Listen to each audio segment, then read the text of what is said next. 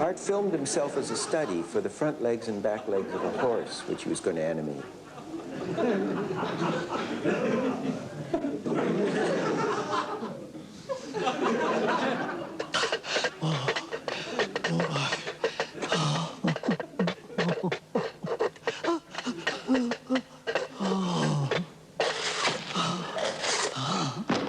So I'll now introduce Art Babbitt.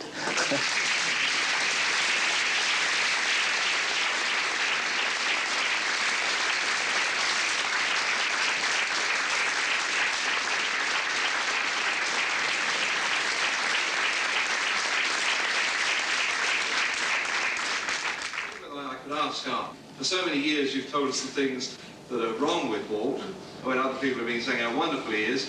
What do you think his special qualities were? He was a great gambler to begin with. It took a man like that to pull the whole studio together and to make it work.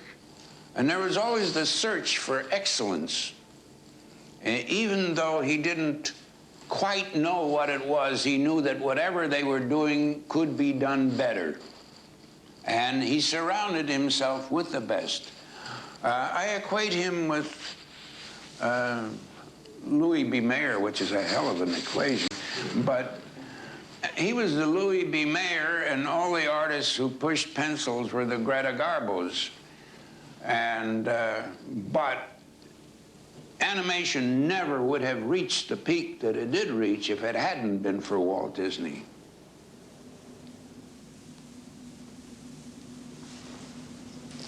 Yeah, very good, Gary. Again, I feel a rigidity in the body and too much flexibility in the wrists. It happens too rapidly. I think for most purposes, you would find that his walk is too labored. Well, if he were walking through a snowdrift, this would be appropriate. He doesn't have say, a Disney philosophy of entertainment. He has a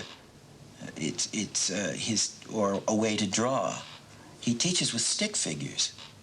Now, somebody like me who's a kind of a fancy draftsman, when I had to do stick figures, of course, it exposed all my weaknesses because I couldn't draw fancy. I couldn't be facile. You see, so I had to do, just like everybody else, a stick figure. And I remember in one of the first lessons, I had the worst test out of 40 people because I couldn't show off, you see. So, but the teaching with stick figures means it's devoid of style. You see, so you put whatever style or preference you have. He gives you the bones. He gives you the structure in order to be an artist, you know.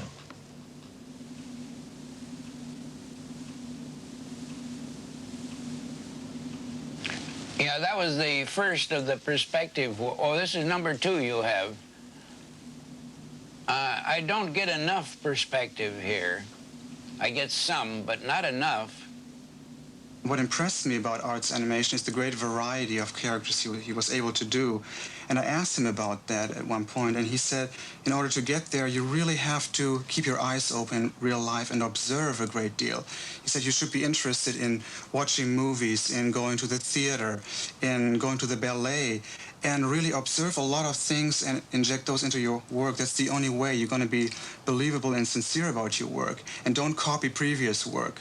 That's a big mistake that a lot of us young animators do. They say, I like to do something like the Roadrunner, or like Goofy, like Mickey Mouse, and that's all wrong. You have to observe and put that into your work. Observe real life.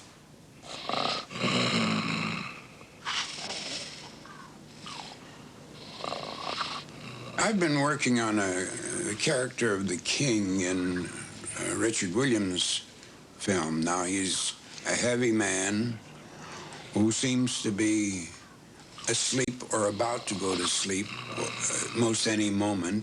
You can tell that he has lived well, he has eaten too much, he has known too many women, and so on. But he still pictures himself a warrior. King Nod in our picture, The Thief and the Cobbler, which Art he's finished animating him now. He did 9 years delving into this character. And it's like a stage actor giving a performance. He gives a sustained, serious performance. Destruction, zigzag. My kingdom will come to destruction and death. Be calm, Serene Highness. You must catch your breath. What dawn of disaster? Why speak you of death? My aim is to leave some sort of a legacy, because it's a craft that will die unless something is done to keep it progressing. And animation has not been touched yet. We're really at the very, very primitive beginnings.